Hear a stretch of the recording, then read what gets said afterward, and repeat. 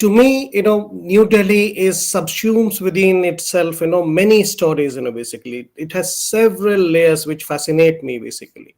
And I'll go back, Dr. Tiwari was talking about kind of a pre-history of the making of New Delhi. I'll dwell into that part and go into other bits as well.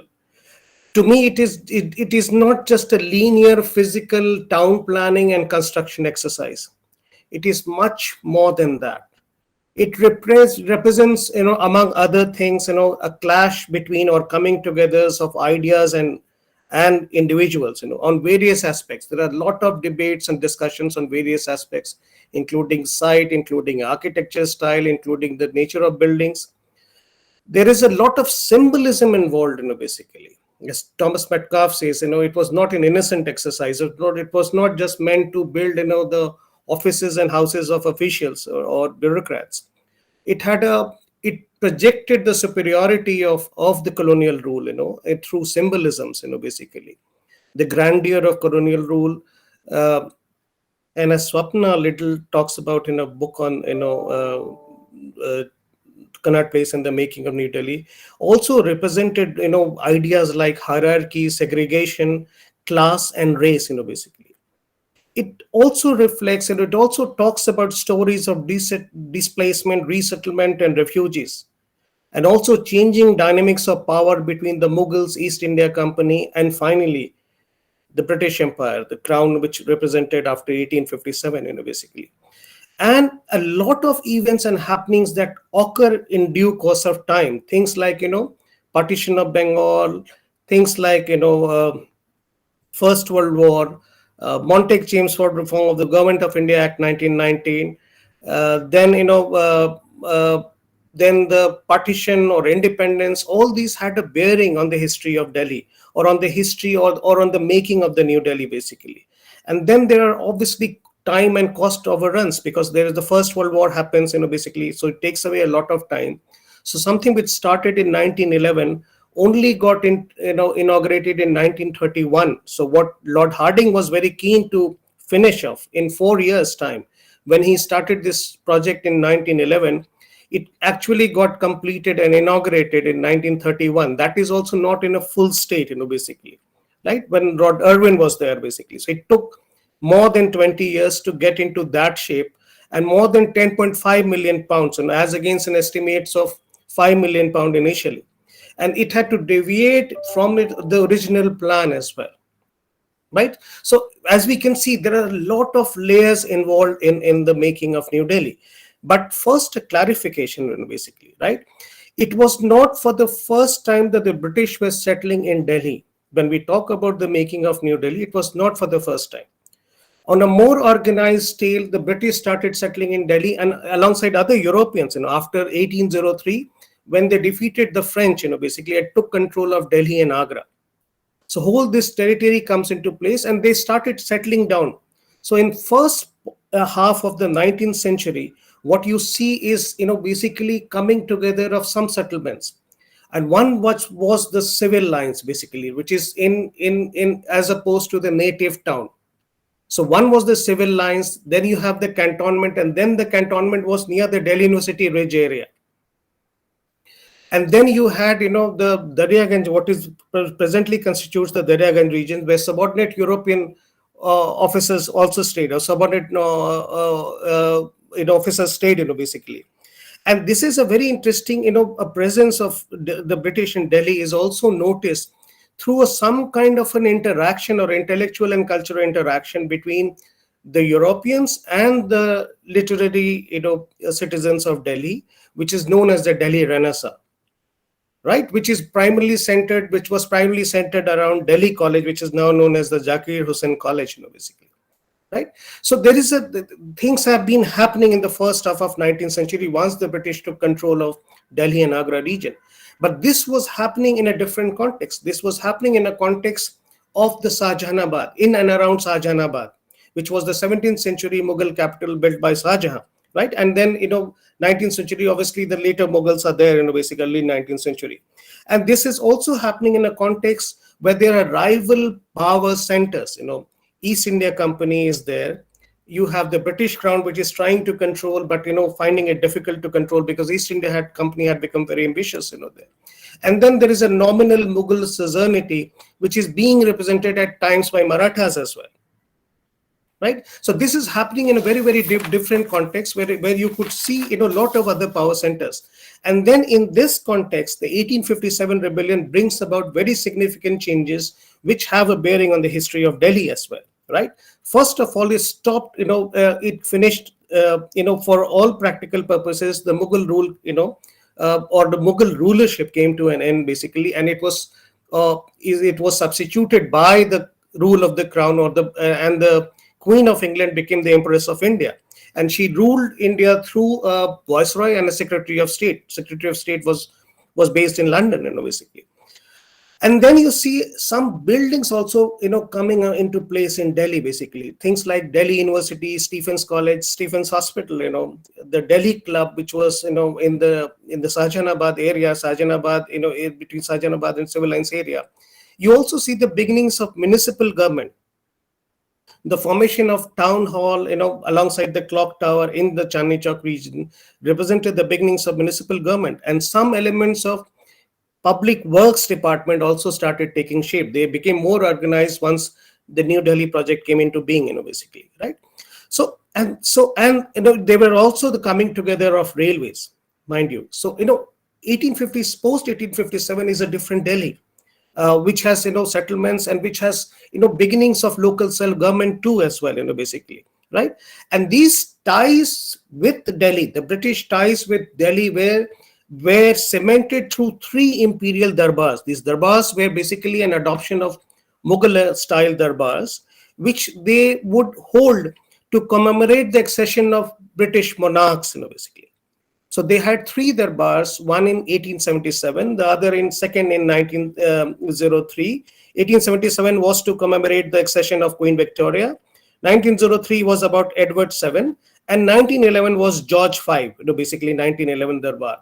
And it was at the 3rd imperial. So all these 3 imperial darbars are held at New Delhi, at Delhi. It was not New Delhi then, of course, basically. And it was at the 3rd darbar, which is the 1911 darbar, where George V, the British monarch, who was physically present, announced the transfer of capital from Calcutta to Delhi, which was completely unexpected, and it was kept secret till the last moment, basically. Now, what happened at the 1911 Darbar, basically? 1911 Darbar, the partition of Bengal was annulled. And foundation, new capital was announced, that the capital has shifted to New Delhi, and foundation stones were laid in an area which is around the Burari village now. You have a coronation, a park there, now when you go, you have a coronation park very close to the place. So this is an area where the foundation stone of the new capitals were raised, basically in the Burari village. Now, why this decision to move on out of Bengal, basically? And these are primarily 2. One was that, the partition of Bengal, as we all know, and the rising nationalist agitation had created a lot of unrest, just going beyond the Swadeshi movement. There were political assassinations, there were bombings. And so the division of Bengal had backfired on the British. And even the Morley-Minto reforms, basically the 1909 had failed to assuage the feelings of the growing nationalist sentiment. So the idea was to annul the division, division, which was basically done along communal lines. That was one. And the second one that they were facing continuously is that they wanted to give Bengal some element and same status as the Madras and Bombay presidencies, which is now Bombay is now known as Mumbai, of course, and Madras is now known as Chennai. So they wanted to give this, status and provincial autonomy. So there was this demarcation between the supreme government and the provincial government. And it was connected to the idea of greater devolution of power, basically to give to the Bengal government. And that connected to that was these 2 seats could not be the same. The seat of provincial government and seat of supreme government could not be same. So therefore, the idea was to move away from that part, basically, and to get some other part. Now, why Delhi? Because Delhi, one of those things which, there were 2 factors once again here. Basically, one is the idea of location. So location-wise, Delhi was very, very close to Shimla, which happened to be the summer capital of the British Empire, basically. So that will save a lot of time. Delhi was equidistant from the two major commercial centers, Bombay and Calcutta. Delhi, the position at Delhi gave them better access to the princely states of northern, central, and western India, basically. And Delhi also was at a very critical junction of railway routes. So the location was very important part of it. But the second part, as I said at the beginning, was equally important, the symbolism part. Delhi had featured, as Dr. Tiwari also mentioned, it was an ancient city associated with Hindu mythology and sacred legends. Delhi was a seat of historic empires, the Delhi Sultanate, the Mughal, and had remained a capital for a very long time, basically in all these years. And the 1857 rebellion had showed that how the Red Fort, the Mughal Empire, and Delhi continued to be the symbolic center of power in India. And so Delhi was was chosen one, basically. Now, what they did was, the first idea was, and Lord Hardinge, who was the viceroy at that point of time, during 1911, he was very clear that he's not going to assign it to the PWD, the Public Works Department. So he wanted to have through a small committee, which was a powerful committee, which would execute it in a very specific purpose. So the first thing that was done is to form a town planning committee, and three people became important here: John Brodie, Swinton, and Edwin Lutyens. Edwin Lutyens, who later becomes the architect of many of those buildings in New Delhi. The first two had expertise in municipal affairs. One was a municipal engineer, John Brodie, and Lutyens was then not known as a very he was known more for designing expensive countryside homes, basically very expensive homes, but not known in the same way that Baker was known for designing government buildings. Baker would design government buildings in South Africa, but Lutyens could make it to the town planning committee. So these three people were there, and the first thing that was given the task of this town planning committee was to identify a suitable site. And in the course of finding a suitable site, quite a few options were explored. The first option that was explored, that why not have it at the same place, where the foundation stones were laid, which is eastern Delhi, close to the Yamuna River. But then that was ruled out because, it was prone to flooding and the water level was very high. So they were not very keen, to have it here. The second site that was also looked at as is the site around Narayana. But it was felt that somewhere it was not connected to the historic cities of Delhi, right? Somewhere it was off of the historic essence of Delhi. So that was also ruled out. And they also thought at one point of time that why not convert this, the civil lines, that they had built, and also parts where they had built in around Shahjahanabad, why not build on that? But the idea of raising the structures or aligning with those structures was a very expensive proposition. So that was also ruled out. And finally, what they settled on is a village which extended from Malcha, which is near Chanakyapuri, to Purana Killa. So there was a village, which was existing there. Now, what was that village? This village was a village which was not too occupied in terms of not too many constructions were there. Of course, there were ruins, historic ruins there, and people were engaged in cultivation and other, non-agricultural occupations. And it had, a very towering presence by way of, in the center of the Raisina Hills. Now, the Raisina Hills would give a very towering view of Delhi, and from there you could see all the cities of Delhi. Now, there were differences over the layout as well, because, initially Lutyens was proposing a layout of a principal avenue from, Malcha, that region near Malcha, basically Malcha village, to somewhere around the Jama Masjid. It would end around that, but Hardinge ruled that out. And Lord Hardinge himself took a very direct interest in deciding the layout of the principal avenue. So the first thing that had to be done, yes, the site has been identified. Now let us identify the principal avenue, right? And there Hardinge decided that it will be from Raisina Hill to the Purana Killa, so which is now known as the Rajpath, basically. So that was the principal avenue that was identified. There were also plans at that time to integrate Yamuna, which had changed course, basically. So, bring Yamuna back to its original course and develop a riverfront. And there were also plans to integrate the old city of Shahjahanabad with the new city, as well, through widening of the roads and things like that. And so the two things settled. The site is settled now, and the layout of the principal street is settled now. The third thing was basically about who are going to be the architects and what is going to be the architectural style, right? And here Harding was being a bit conscious. Lutyens, who was already in the town planning committee, was already drawing some sketches, basically, and many of his plans that he drew were actually, rejected by the town planning committee. Now, Lutyens was keen to get into this, and he was thinking that he'll get the entire commission of that, basically. Lord Harding was very, very anxious, and he thought that, the choice of architects was closely linked to the architectural style the architects preferred, basically. And he was very, very apprehensive of Lutyens because, Lutyens was very disdainful of Indian architecture. He thought there's nothing there in Indian architecture. On the contrary, he was a great exponent of classical Western architecture, the classical European architecture, which is the Greco-Roman style, basically. Now, two or three people, so there is a very, sharp division of lines there, basically. George V, who was the monarch, British monarch, Lord Harding, who was the viceroy, E.B. Hewell, who was the principal of Calcutta School of Art, and they were George Bernard Shaw as well. They were arguing for an Indian, design, or a substantial Indian component. George V, Indian, even suggested to Lutyens that even the Mughal style would be good, but they wanted to have an Indian component in the design. Right, but as I said, Lutyens was very much against the Indian design. He said that there's nothing there. Basically, he was actually disdainful. That. So what Lord Harding did was, he tried to strike a compromise, and that there he played a bigger role. Basically, and he tried to neutralize Lutyens by bringing in two more people.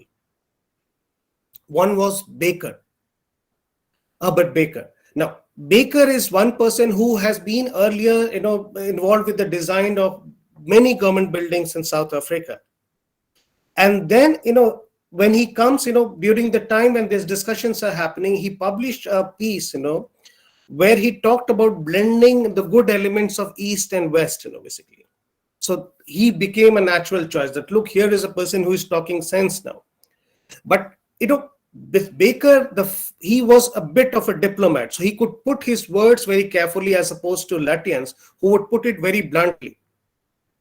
So Baker, at heart, Baker also was in favor of European classical architecture, and that was the beginning point for him as well, right? But he said that, and he comes up with a position that European classical style adapted to local climate and materials. Right, and finally, so this was the second person. Harding also brought in the third person known as Swinton Jacob. Now, Swinton Jacob was a designer who had been known for his designing buildings on what is popularly known as the Islamic or Indo-Sasanic style. He had designed St. Stephen's College and Kashmiri Gate, also Delhi College in Indore, basically, and some other structures, And he was known as some kind of a person who had who knew the Indian architecture very well. So he was brought in as an advisor or an associate. So after bringing those things in, Harding then said that, okay, these are the people who could be the architects of New Delhi. What was agreed was, as a compromise was struck. And according to the compromise, there were two elements to it. So they will follow the Western classical architecture for the larger purposes of construction. And the Indian architecture or Indian architectural style would only be used for ornamentation and decoration. Right? This is also interestingly very, very symbolizes very strongly with what the British rule happened, getting Indians into the political representation in a very ornamental sense. So this echoes very well with what is happening in the political circle as well. Now, so this was the compromise that was struck in terms of architectural style, and these three people became a part, two primarily and one as an associate. Now, Baker was associated with the twin secretariat buildings. Lutyens was given the charge of what was known as the Government House and later became the Viceroy House, now known as the Rashtrapati Bhavan. and Baker was given in charge of the twin secretariat buildings, now known as the North and South Block, basically, right? But later they went on to design other buildings as well, and the rest of the buildings were done with PWD, the Public Works Department, and some people, some people from the Imperial Delhi Committee, that they architects are there, and these were done with the help of contractors, right? And many Indian contractors were there who were supplying labor and overseeing some parts of the operations, basically the physical part of the operations. And Sujan Singh, Sujan Singh Park, near the Khan Market, also happened to be one of those Indian contractors there as well, right? So it is, so there are architects, then there is a PWD, then there are some government architects, and then there are Indian contractors who are becoming involved in this part of this thing. This then comes after having the site is done, the architects have been finalized, the architectural style has been finalized. Then came the idea of preparing the ground, basically clearing the ground, leveling the ground, and executing the planning part of it, right? And there they formed a special enclave, basically, which was created for New Delhi, right? And which was put in the charge of a chief commissioner, which was Malcolm Haley. Now, Malcolm Haley is the same person after whom Haley Road or Haley Lane is named, basically. If you see the Haley Lane, which is near the Agrasen Bawali, if some of you are familiar with Delhi. Now, this was, this amounted to an acquisition of around 40,000 acres of land. Right? So the whole land was divided into 5 zones, out of which 2 zones were immediately important to them. One was the Delhi Imperial Zone, Imperial Delhi Zone, basically, or Imperial City area, right? And the second was the cantonment area, which was near Narayana. So the other 3 zones, they said, okay, they will be used for future development of Delhi, right? But these 2 zones were the immediate areas of concentration for them, basically. Now, this area, the land was, under different kinds of activities. So there are people who have been working on this land, and there are, lots of historic monuments which are there as well. So because of historic ruins, this area was also known as Khandarat, basically, which means, Khandarat, Khandar, basically from Khandar, Khandarat, basically. Now, what is happening is that, there are laborers, there are there are agricultural laborers, there are agriculturists, there are non-agricultural people, and then there are, basically there are some other, when you talk about non-agricultural people, we are basically talking about people who had, shops there, or people who had houses there, or people who had place of work there. So in general, the idea of acquisition was gone ahead with compensation in cash as well, right? Now, for the agriculturalists, some of them, they were paid in cash, and some of them were also given, lands in the Punjab Canal colonies, which were available at a higher rates. And some of them were even allowed to cultivate till the area had come in for future development. And some of them were even offered for short leases, So agricultural operations continued in some bits of there.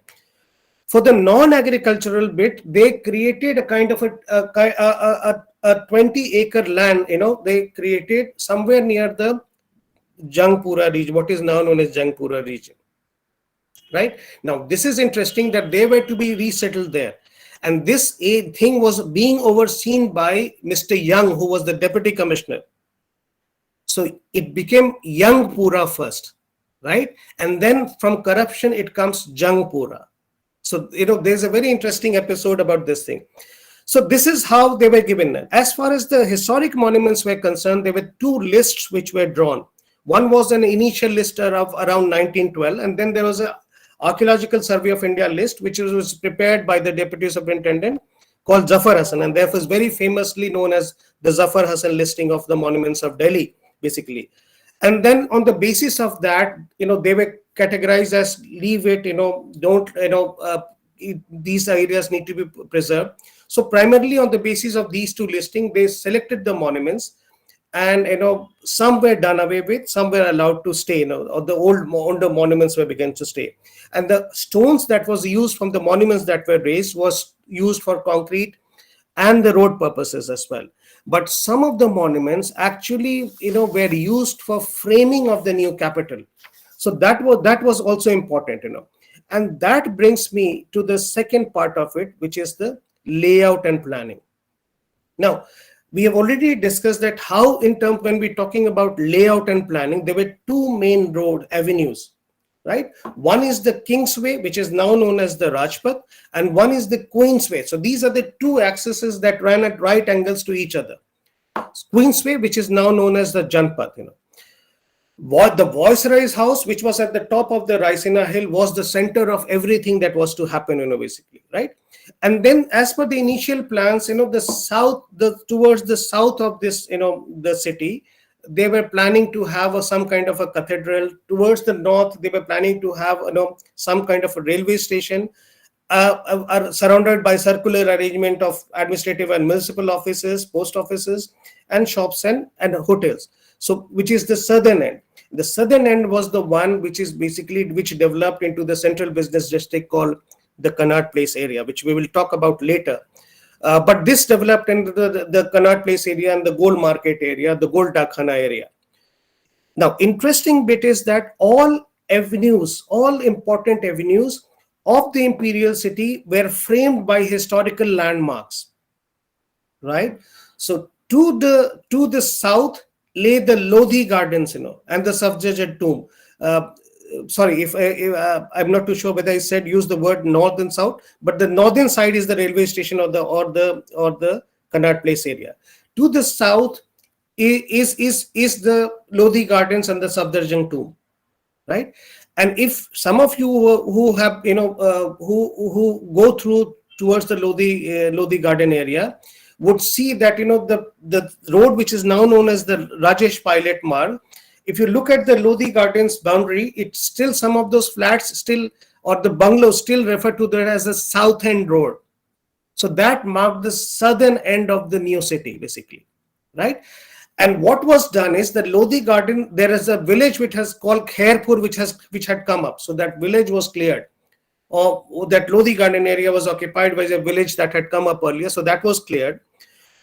In the north, beyond the Connaught Place area, was the Jama Masjid, which was the quintessential mosque, the congregational mosque of the 17th century Mughal capital, Shahjahanabad.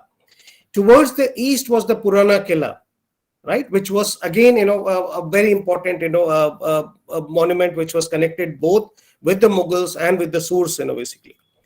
Now, there was another thing that was agreed upon. Lutyens had initially suggested that the whole city would be done on grids, which was completely rejected.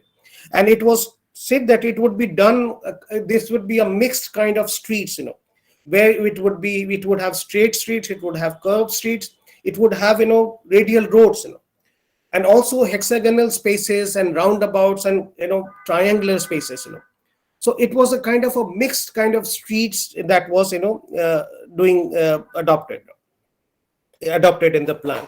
Now, let me come to the Kingsway first. The Kingsway was, the area which, as I said, ran from the Raisina Hills to the Purana Killa region, right? And on the Kingsway, the idea was that the Raisina Hill would only be used as the citadel of power, right? So it was, in the classical European terminology, it was the acropolis on which the Parthenon was to be built. The Parthenon representing the Viceroy's house, which later became the Rashtrapati Bhavan, basically, right?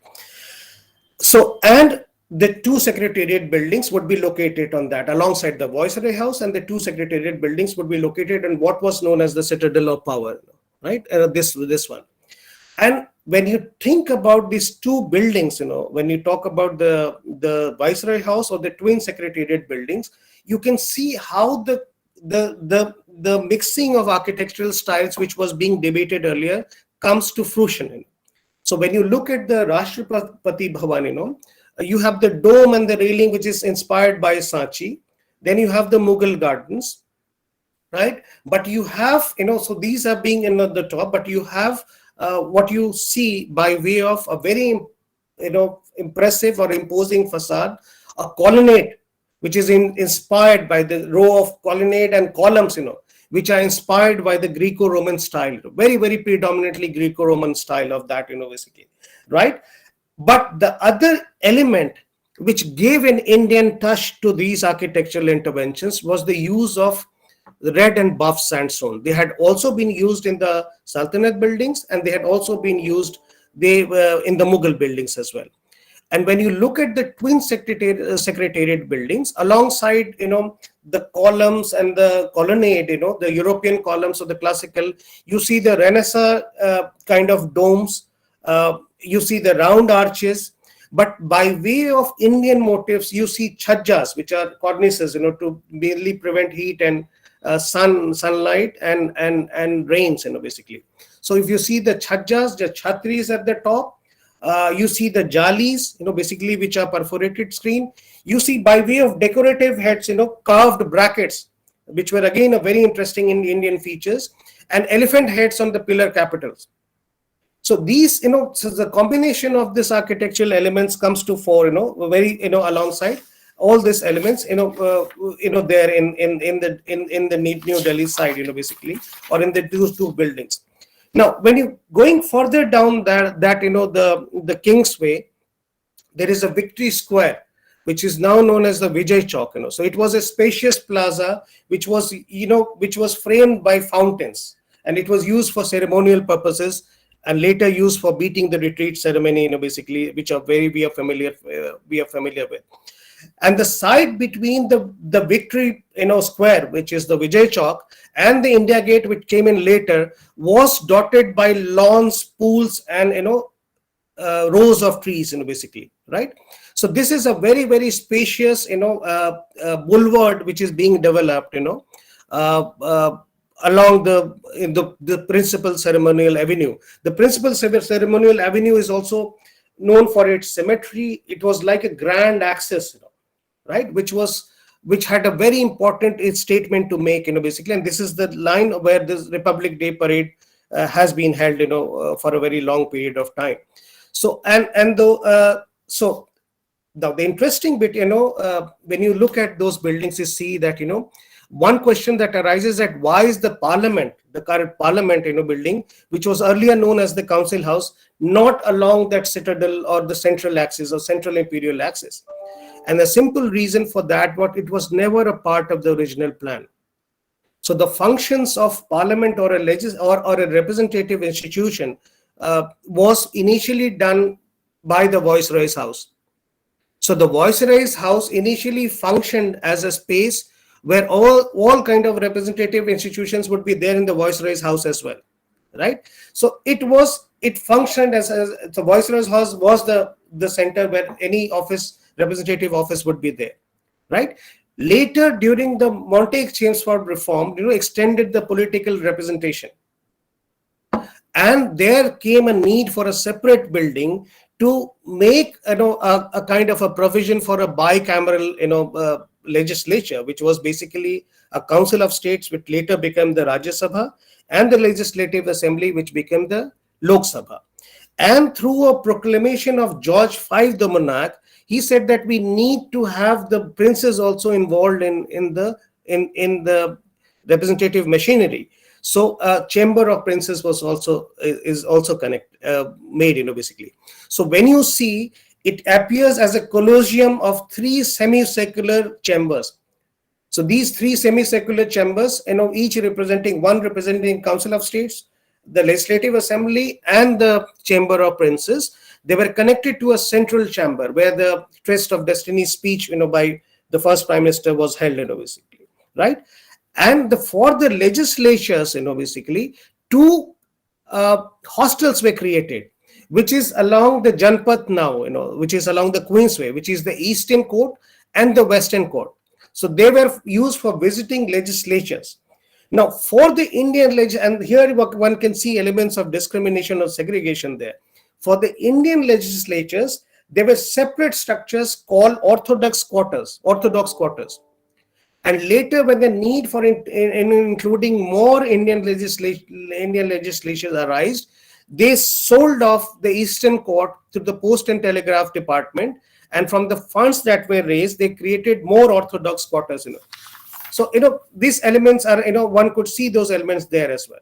Now, like the council house or the later parliament, as I said, basically India Gate also came in later. It was not a part of the original plan. It, the work begins, in the 20s. It was not a part of the original plan, and it came in because it was done, constructed in the memory of soldiers who had died during the First World War and the Third Afghan War. The names you could still see there, right?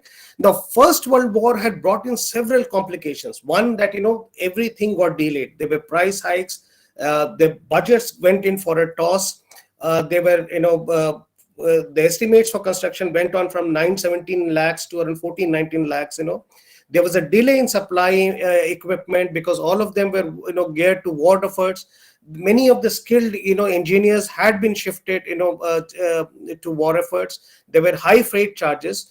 But the First World War also led, because of this, the death of soldiers, also led to the construction of a new arch-shaped memorial, thing, which was later became known as the India Gate, around a large hexagonal space, right? So I'm now talking about the India Gate, what we call the India Gate roundabout. So it was a hexagonal space where you have, a arch-shaped war memorial which has come up. And the area around the hexagonal space was developed as a Prince's Park. Now, princes were taken as a part of, taken as collaborators. They were seen as bulwarks against the rising tide of nationalism. So the idea was to collaborate with them.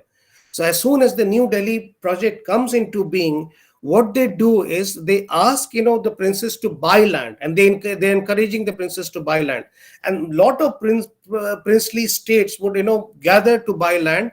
And so there were eventually around 36, princely state, who occupied land from 4 to 8 acres, basically in extent, Now, the location would also depend on the power and proximity to the British rule, right? Now, there are two other things that are very, very important to note here, basically, that while we are doing this, while the princely states are being, included in around in the Prince's Park area, and some of them you would know, Baroda House, Bikaner House, lot of them you would know, basically. So the first ones to be made were Bikaner House and the Hyderabad House. Hyderabad is now used for various, when the PM meets the visiting foreign dignitaries, basically. And towards the end of to when the thing was being inaugurated in 1931, New Delhi was being inaugurated. Baroda House and the Travancore House were under construction. Now, there are two specific elements that I want to draw your attention to. One was this location of the Prince's Park. So it was from a distance, right, from the top of the Raisina Hill, which is where the Viceroy's house was there. And there is a distance, and then there is a roundabout, India Gate roundabout. So the idea was that, in symbolic terms, they were creating some kind of a permanent darbar, right? But at a distance. So they were segregated. They cannot come to the center of power. So the element of power and race also played a very important part in this symbolism, right? And it is not just, it is hierarchy and segregation does not come into play in just the spatial arrangement of the princely houses. It also comes into play in the allotment and in the construction, size, quality, and location of the residential, bungalows as well, or residential spaces as well, right? Now, the idea was, one of those things that they wanted to talk about then is that, they would need people. So in New Delhi, there are British, there are Europeans, and they want Indians, right? There are Indians which are already there, who have been, taken out, and who have been asked to move out of that.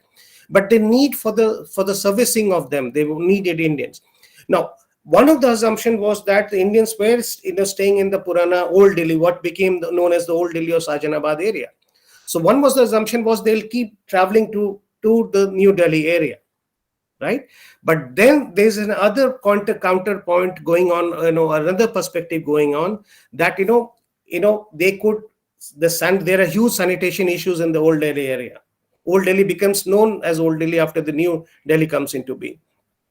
So there are problems of sanitation, and there are problems of infection could be there, right? So on these grounds, they said, no, let us keep them in rent-free, accommodation here only, right? So the Indians, were asked to people who would serve those, the machinery there would stay in rent-free accommodations within that. Now, there are interesting, segregations or, or stratification, which is seen both among the British and between the British and the Indians. So let me talk about the first part. Even among the British officials, it was a stratified society. So, and which was, basically arrived at on grounds of, the position that you held in the official bureaucracy and your rank and the salary. So the ones which were superior were allotted huge bungalows, compounds as they would call it, with massive, spaces for, servants, with the Indian servants. And so they were big compounds, as they would they came to be known as, and then there were, provisions for Indian servants, which was at a distance. So again, the idea of sanitation as also noise comes into being. So there are big compounds there. Now, when you look at the houses or the clerks, you see a very clear cut of racism there.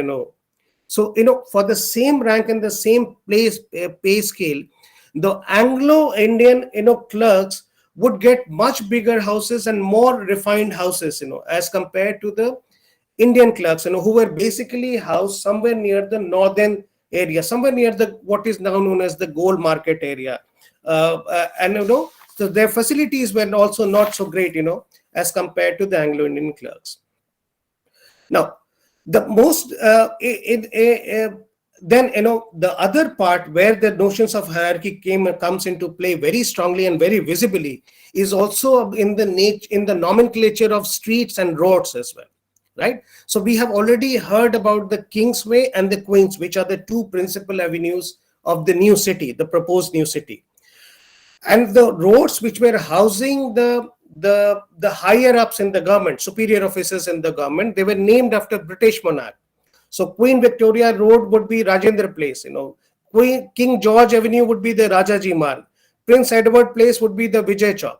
Right. So those, things which were housing, very higher ups in the ladder, in the official ladder, those roads were named around, the British monarchs. And the second rung of streets were named after important British officials. So, Clive Road, which was the Tyagaraja Marg, or Hastings Road, which was the Krishna Menon Marg. And then came the Governor Generals and the Viceroys. So the Harding Road, which was the Tilak Marg, Curzon Road, which was the Kasturba Gandhi Marg. You still have the Chelmsford Road, which near the Press Club, and then in the minor roads in the neighborhoods of the clerks were known after military figures, like Havelocks or John Nicobar. The interesting bit is the Prince's Park bit, right? Now they are, all the important. You can see the hierarchy coming down. The higher the area is, the high prestige area would have roads named after the superior British people or officials or monarchs, and the lower ones would be then going down the ladder first. The interesting bit is that they also thought about, they had all, as we discussed, that they had plans to integrate Indian princes. So they also thought about integrating Indian ruling houses. Right. And interesting is the location of this. So the Prince's Park, which is the roundabout, near the India Gate. So all the radial roads emerging from there were named after the old rulers or emperors. Right. So you have Ashoka Road, you have Shah Jahan Road, you have Akbar Road. So around the Prince's Park. So there is a very interesting positioning and symbolism that is there. So one area which is there, which they are talking about that, and they also had, because Marathas had played a very important part, so Peshwa Road or Sindhya Road, right? And because Jai Singh had played a very important role, Jai Singh, Jai Singh, the Royal House of Jaipur played a very important role, in giving land to the British, So Jai Singh Road was named after after that, and it was known as the Jai Singh Pura. The area was known as the Jai Singh Pura. Interestingly, as Dr. Tiwari was mentioning at the beginning, that Indian, they using also from epics, basically. So the Pandara Road was named as Pandava Road, and it was a corruption of the Pandava Road, to read some, wrong listing of that. So that was meant to be the Pandava Road. Then you have the Lodhi roads and all the Prithvi Raj Road, all along the, and emerging from the radial roads that have in this thing. Now, there was one other part of New Delhi project which deserves special mention, and which is that the idea was to build up something like a garden city.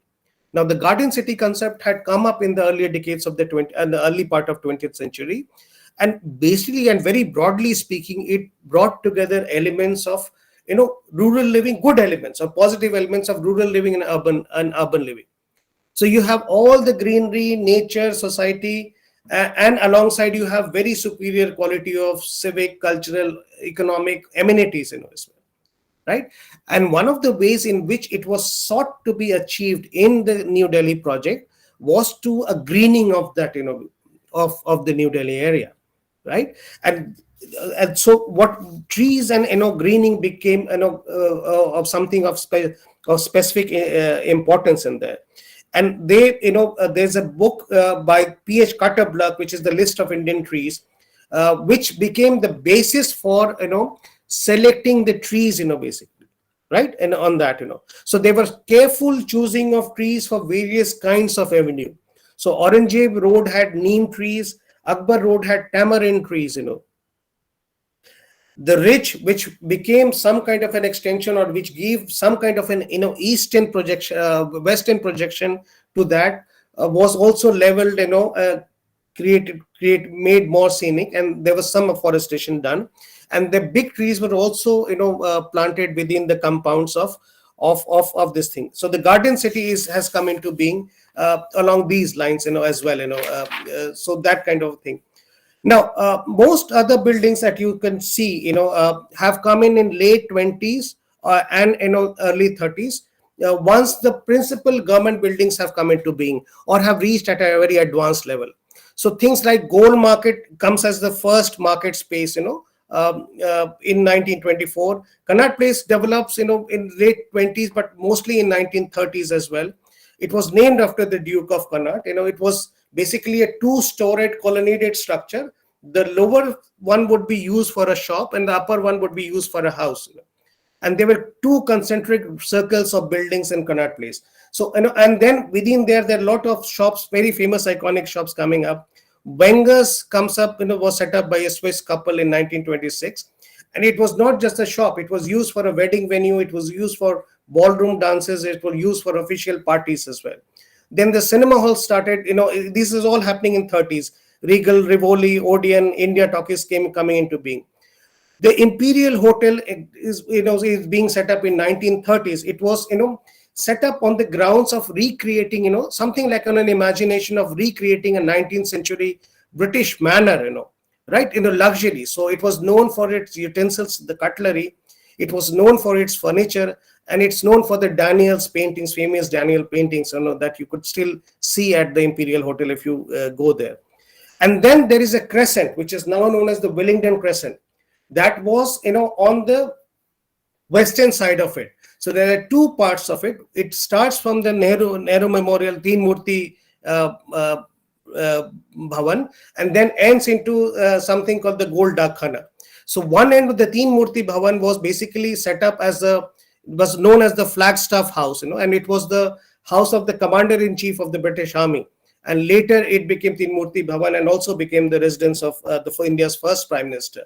And the other end was the Gold Dak Khana. And the Gold Dak Khana was, earlier, known as Alexandra Place, and there was the headquarters of the Public Works Department, and also functioned as some kind of a Viceroy's camp post office. But in 1960s, it became the General Post Office, the GPO.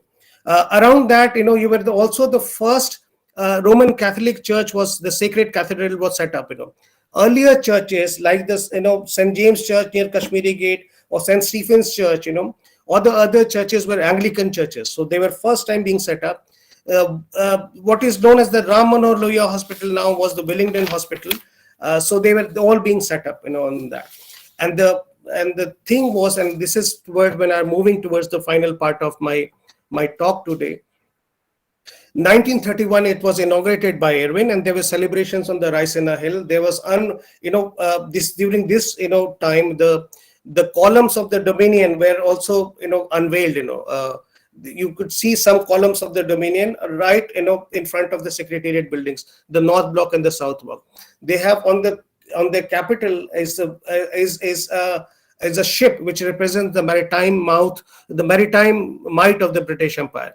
But by the time the Dominion columns had come into place, they were given by 4 different countries, South Africa, all the Commonwealth countries, South Africa, Canada, Australia, and New Zealand. India had already been struggling towards the Purna Swaraj, already had given the thing towards the slogan towards the Purna Swaraj. So the Dominion status they were trying to bring in. So every part of it was very, very reflective of the political developments and very, very symbolic of them as well. But within 14, 15 years, New Delhi becomes, within the inauguration, it could never really take off in such a big way. The streets, were not so occupied, and then it gets embroiled into the nationalist agitation in the later 40s. But before that, the Second World War. The Second World War brought a lot of business for the Connaught Place area, but also there were a lot of structures which was makeshift structures set up along the Queensway to accommodate the Americans that had who had done that. Purana Killa becomes some kind of a station for the Italian prisoners of war. So all these kind of things are happening, and then comes finally you have the Royal Indian Navy RN trials, where Red Fort becomes the center of attention, and then there is this increasing nationalist upsurge, and finally comes the transfer of power and independence, where the Raisina Hill becomes the citadel of power, still continues to remain the citadel of power, but it becomes the colonial power, it becomes the citadel of democracy.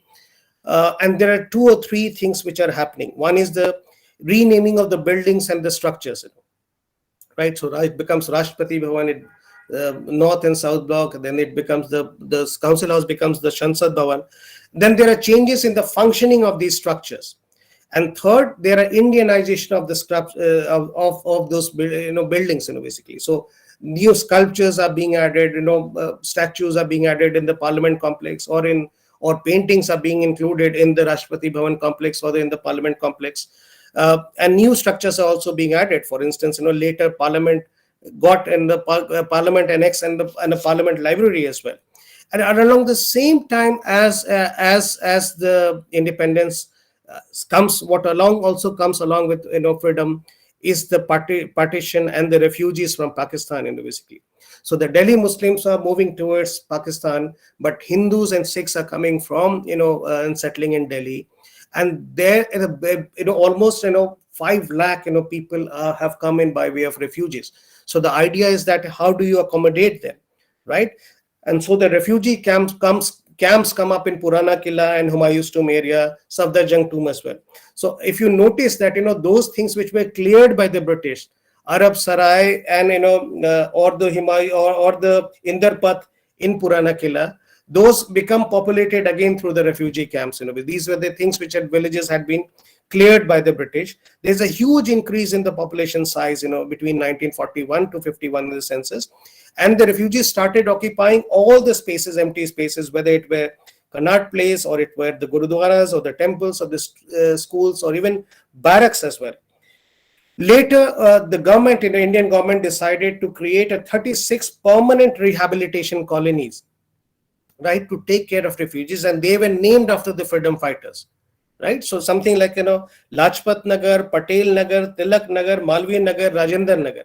All these, nagars were created to, settle refugees, basically. And the pattern that was followed is, low-rise, high-density settlement areas. So that is the pattern that has come into being to accommodate the refugees, And Okhla and Narayana Industrial State was also set up to promote refugee enterprise, enterprise by the refugees, Later, the Prime Minister Jawaharlal Nehru realized the need for a more systematic development, and the DDA was set up to be the apex planner and developer, and the MCD, the Municipal Corporation of Delhi, was also set up, and alongside private developers also started coming in, like in the model town area, in the Rajouri Garden area, east of Kailash, Greater Kailash, So this is how it is developing in the 1950s and 60s. Delhi is also doing now alongside, and this is my last section that I have come to. There is a very interesting contradiction that is happening. While New Delhi is going for a new classical architecture, right? World over, there is a movement which is called the modernist movement, which is happening, which had started taking shape after the First World War. This is the modernist movement in architecture. So while New Delhi is experimenting with the new classical style, the world is moving towards the modernist movement, right? And when the modernist movement were basically, broadly speaking, it means architecture devoid of ornamentation.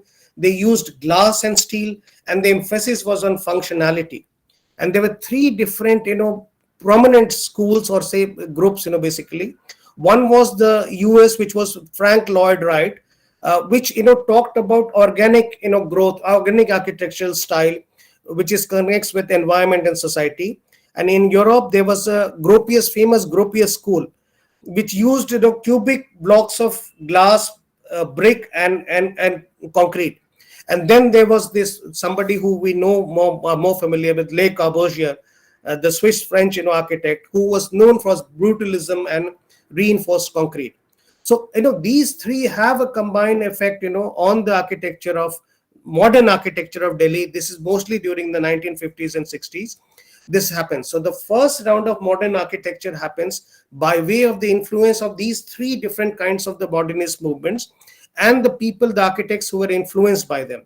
So they are the people who have been educated and trained in either America or Europe, and they are the first generation modern architects that are coming up.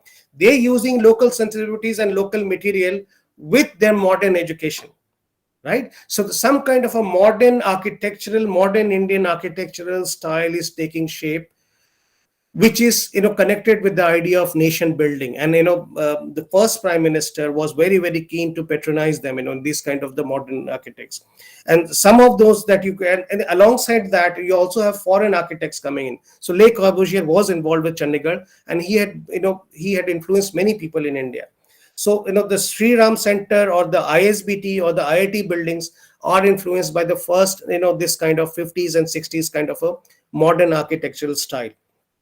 And later, what you see is basically in 1970s and 80s, they are going beyond Wright or Gropius or Corbusier, and having a more holistic kind of approach. And Delhi's first skyscrapers start coming in.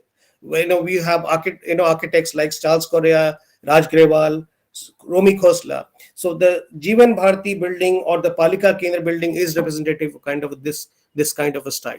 So it has been in continuous evolution. And as I talk now, or as I concluding my talk now, New Delhi is going for another makeup, which is the Central Vista Redevelopment Plan. Thank you.